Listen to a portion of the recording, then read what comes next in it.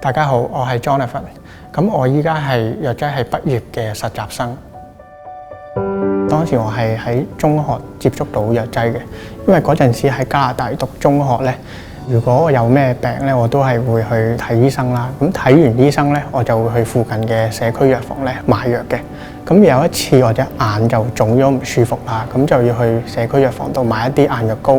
咁咧，嗰位藥劑師啦都好詳細咧咁樣去解釋翻嗰隻眼藥膏咧係點樣用嘅。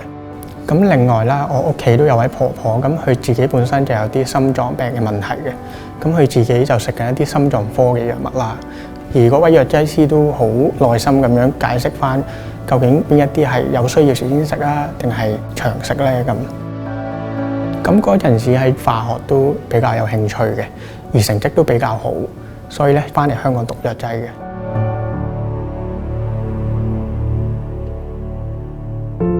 讀藥劑嗰段期間咧，諗過放棄就一定有嘅。嗰陣時有啲新聞報導就係話，藥劑學生一畢業出嚟咧就失業，對自己嘅前景就有啲驚啦。咁有一次我屋企人個肚就非常之唔舒服，係痛到行唔到嘅。咁佢就去排急症室啦，但係點知排咗8個鐘咧，係先見到個醫生。咁就覺得個醫療系統咧係承受住一個好大嘅壓力嘅。當時政府就大力推行呢個基層醫療嘅，就將一啲小病痛咧係撥去俾社區藥房處理啦。咁當中個藥劑師嘅角色係好重要嘅。咁我就對藥劑咧係有信心嘅。咁我就喺唔同嘅非牟利社區藥房咧度實習過嘅。咁有一次喺我老師嘅監管下，我就要處理一位婆婆嘅傷風感冒嘅。加埋嗰位婆婆本身有心臟病啦，咁食緊比較多嘅心臟科藥物嘅。我老師啦就好有耐心咁樣去同嗰位婆婆去解釋翻嗰啲傷風感冒藥同埋嗰啲心臟科藥物有冇相衝啊，可以食或者唔可以食嘅。我有一個好深刻嘅體會，就係基層醫療咧係有助減輕公營醫療系統嘅壓力嘅。社區藥房啦，佢可以處理一啲頭暈身㷫嘅小病嘅。咁而藥劑師亦都可以俾病人一啲非處方藥物啊，提供一啲疾病同健康有關嘅專業意見啦。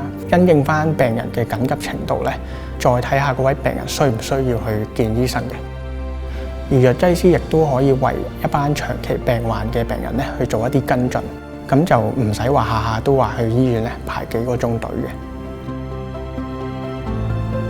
最後想同讀緊藥劑嘅師弟師妹講就係，千祈唔好睇輕藥劑師呢個角色啦，因為我哋係可以做多好多嘢嘅。而藥劑師唔係淨係限於做藥物有關嘅工作，咁我哋可以行遠多一步嘅，就係參加唔同類型嘅社區工作，做一啲老人院探訪啊、長者家居探訪啊，同埋關心下基層市民。咁香港大學就開始咗全港第一間嘅校園內教學社區藥房啦，致力培訓下一代嘅藥劑師，為讀緊藥劑嘅師弟師妹咧去提供一啲實戰經驗嘅，從而推動基層醫療發展，一齊為減輕公營醫療系統嘅壓力出一分力。